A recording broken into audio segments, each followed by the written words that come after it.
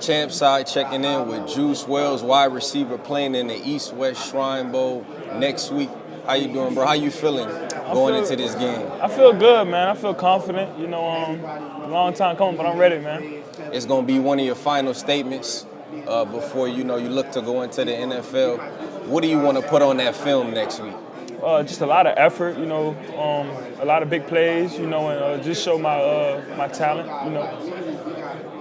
Now, when you came in as a freshman, you went to South Carolina first? I went to JMU, James Madison University. I spent, it was the COVID year, so we did like a full year of ball, but it was like 2 seasons in 1 year. It was back in 2021. Now, when you came in out of high school, coming into college, you obviously had some goals as a freshman. Yeah. What are some of those goals that you may have had that you actually achieved now that you're going on to the next level? Well, my freshman year, the standard, I think, for all receivers, but for me, is always 10 touchdowns, 1,000 yards, and 80 to 100 catches. My freshman year, I didn't reach that goal, but I earned a lot of other, accolades and stuff like that. And then just throughout the year, I think I definitely, reached a lot of goals. There's some, goals out there that I still wanted to catch, but I mean, it's a part of the game. You can't get all of them. Right. Now, you knew what high school you'd be going to. You got to choose what college you would go to. What's that feeling like, not knowing where you headed next? You could end up in Buffalo. You could end up in Miami. It's a lot of different places in that league. What's your thoughts on that? My thoughts on that is really, I'm just grateful, to even be in a situation to where, I would be able to get picked up, and honestly, I'd be happy wherever I go, hopefully they love me, so that's really my main thing, just going somewhere where I'm loved and where they, can use me to my best ability. Did you have a favorite team growing up? Do you have any preference? Yeah, I had a favorite team, Green Bay Packers. That was my favorite team growing up. I like seeing Brett Favre and Donald Driver and, Jordy Nelson and Clay Matthews, all them type of guys, so growing up, that was my favorite team, but yeah. What's the number that you're looking to rock at the next level? I know number 7. Number 7? Yeah, number 7. That's your number? Yeah, I wore it at JMU for a year. And then once I got to South Carolina and Ole Miss, quarterbacks had the number 7, so I had to switch over to number 3. And then the last game for the bowl game, I wore number 7.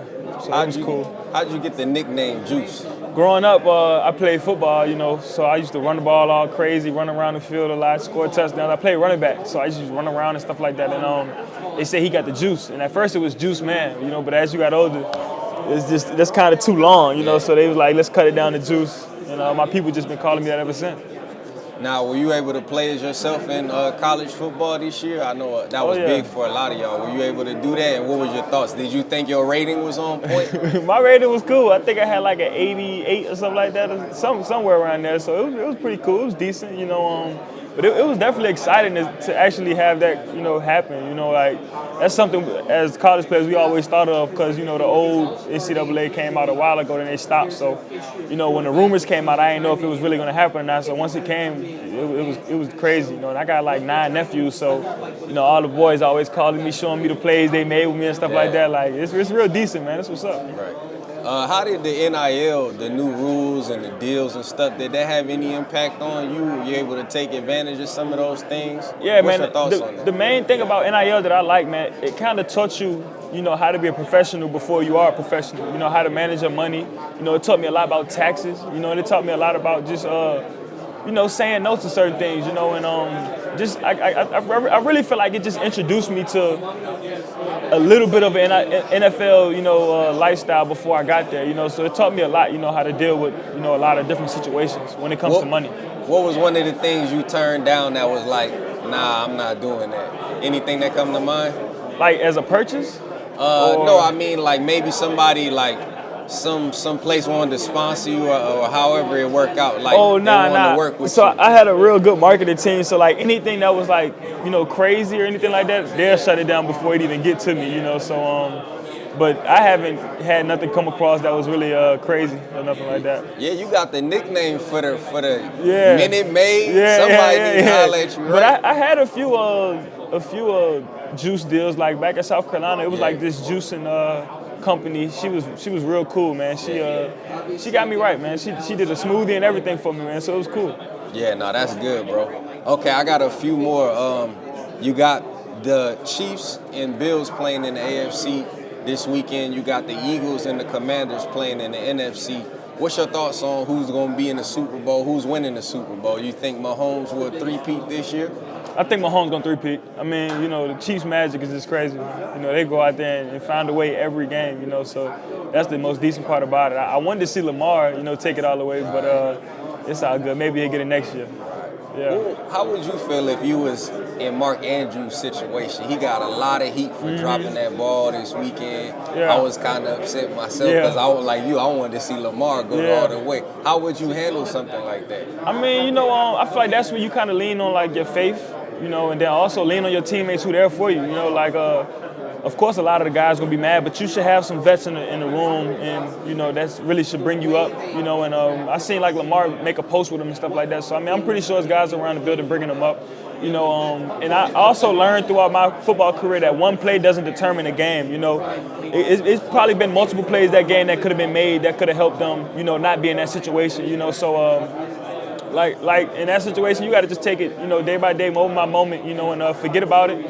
And just try to capitalize on a lot of the things next year.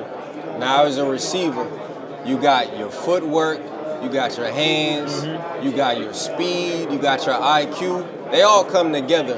But what do you think is the most important attribute or aspect of being a wide receiver?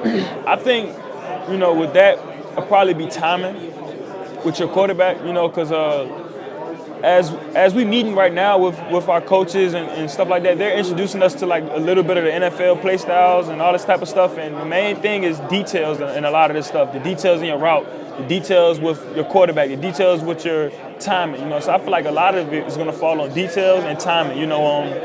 And depth. Make sure you get the right depth in your routes. Make sure you get the right time, and make sure you and your quarterback are on the same page. Whether it's a check or an alert.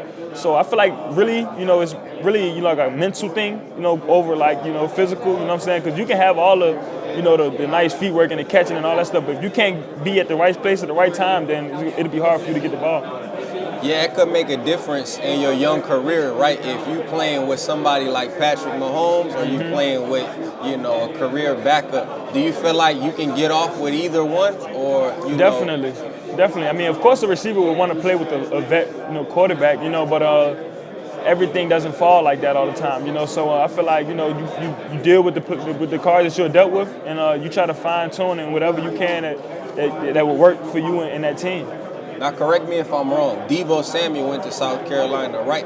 Have you ever had any conversations with him, or you have a relationship with him? Yeah. I talked to Deebo a few times before. He brought us out of Arizona, and we worked out with him a few times, and he just tried to, give us the ropes and stuff like that. But I haven't talked to him recently, but I definitely spoke with him and hit him up on Instagram from time to time. What you trying to run in the 40? Something fast.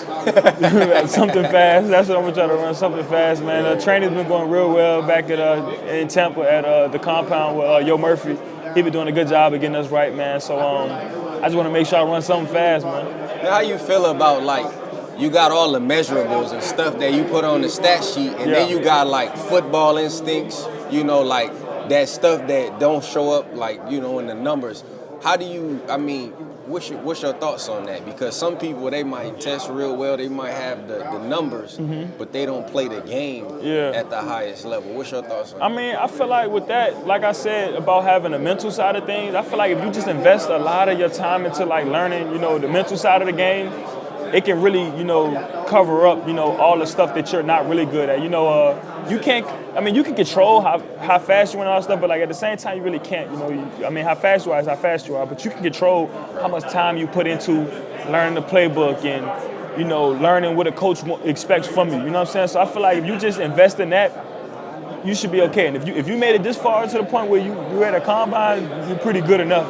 So if you just invest time into learning the game, I feel like you would be all right. So do you have a preference on where you land in the NFL? Obviously, you'll be grateful for any opportunity, but what do you think? I haven't really thought of it. You know what I'm saying? I've really just been, taking it day by day. I haven't really, thought about, what team I go to. Maybe I'll probably know something after meetings, and how teams interact with me and stuff like that. But I really don't even think you'll know after that, because I done talked to a few guys and they're like, man, this team loved me, and they get picked up by somebody else. So it's really not. You really can't really tell. You know, I just try to take it day by day, moment by moment. Now that NFL money is different, right? It's something that it's a totally different level.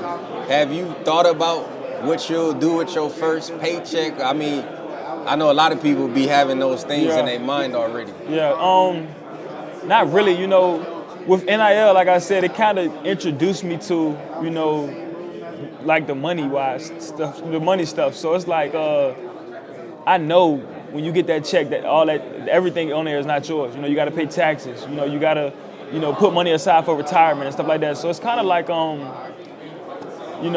with me, I probably buy, some clothes or something like that, but not really no big purchases or nothing like that because I know, I got to be setting my life up, for later on in life, and I feel like a lot of, I don't know, but from just hearing it, rookies, make a lot of mistakes, as in their first year just spending their money. So I try to not fall into that group and really focus on, setting my life up for the future, Last couple questions. Kendrick Lamar performing at the Super Bowl this year. Who won the battle this year, Drake or Kendrick?